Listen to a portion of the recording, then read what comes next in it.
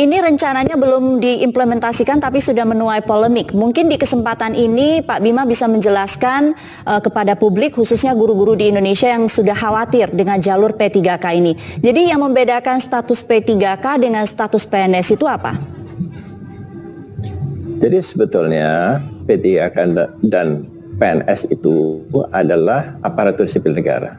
Mereka adalah orang-orang yang bekerja di pemerintahan. Mereka bukan honorer, gitu ya. Kalau honorer ini kan tidak begitu aturan kepegawaiannya. Mereka adalah aparatur sipil negara. Mereka memiliki kedudukan, tugas dan kewajiban yang setara untuk mengerjakan tugas-tugas pelayanan publik. Jadi sebetulnya mereka mengikuti suatu aturan yang baku yang tidak bisa dilakukan karena ketakutannya kan adalah pemutusan hubungan kerjanya. Jadi itu semuanya akan ada aturan-aturan yang sangat objektif dan itu perlu diikuti oleh pemberi kerja. Dalam hal ini adalah pejabat pembina kepegawaian ya, bupati, wali kota atau gubernur, yang bisa dilakukan untuk melakukan evaluasi kepada para PPK ini. Jadi tidak bisa dilakukan dengan semena-mena untuk melakukan penilaian PPK, para PPK ini. Oke, berarti statusnya sama gitu ya, P3K sama, dengan PNS. Tunjangan gaji sama? Sama semua. Berdasarkan peraturan Presiden nomor 98 tahun 2020 tentang gaji dan tunjangan PPK, ini mereka diberikan hak-hak yang sama untuk kelas jabatan yang sama dengan PNS. Jadi kalau guru pertama itu gaji dan tunjangannya sama persis dengan guru pertama PNS yang sekarang ini menjadi PNS. Jadi tidak ada perbedaan sama sekali. Semua tunjangan. Bagaimana dengan pensiun, Pak Bima? Karena ini kan perjanjian kerja ya, ada durasinya gitu ya. Berarti tidak ada jaminan pensiun. Nah, sebetulnya pensiun ini kan dibayarkan kalau orang telah melewati atau telah mengerjakan pekerjaan dalam jangka waktu tertentu. Katakanlah kalau di PNS itu dia harus bekerja 20 tahun minimal dan usianya 50 tahun minimal. Jadi kalau mereka 50-20, usia di atas 50 dan bekerja 20 tahun, mereka baru dapat pensiun. Kalau di bawah itu, mereka juga tidak akan mendapatkan pensiun gitu. Nah, kalau di PPK, karena perjanjian kerjanya antara 1 sampai 5 tahun, 1-5 tahun ini kami berharap sebetulnya perjanjian kerjanya adalah 5 tahun.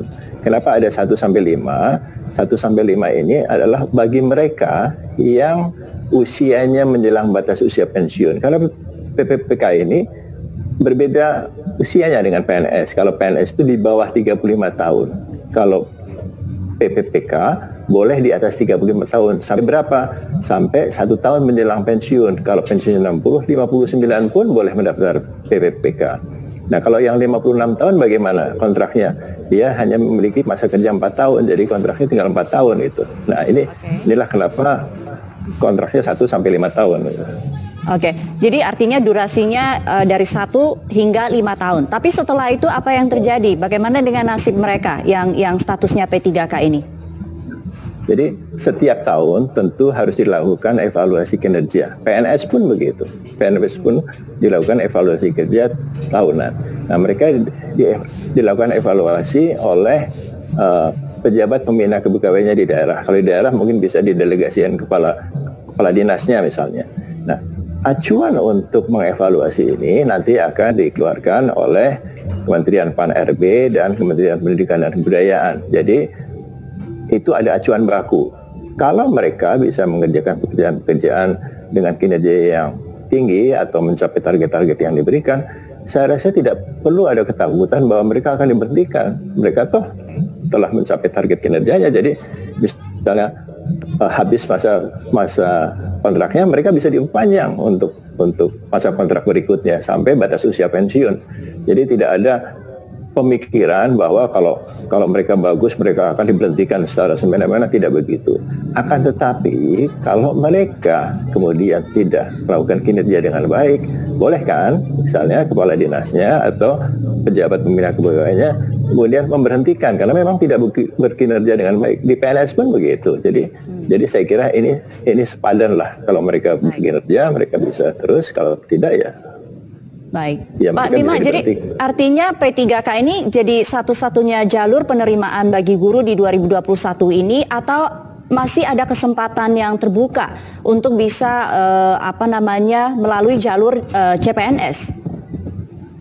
Jadi untuk tahun 2021 ini konsentrasi untuk guru adalah 1 juta orang PPPK. Nah, 1 juta orang ini jumlah yang besar sekali.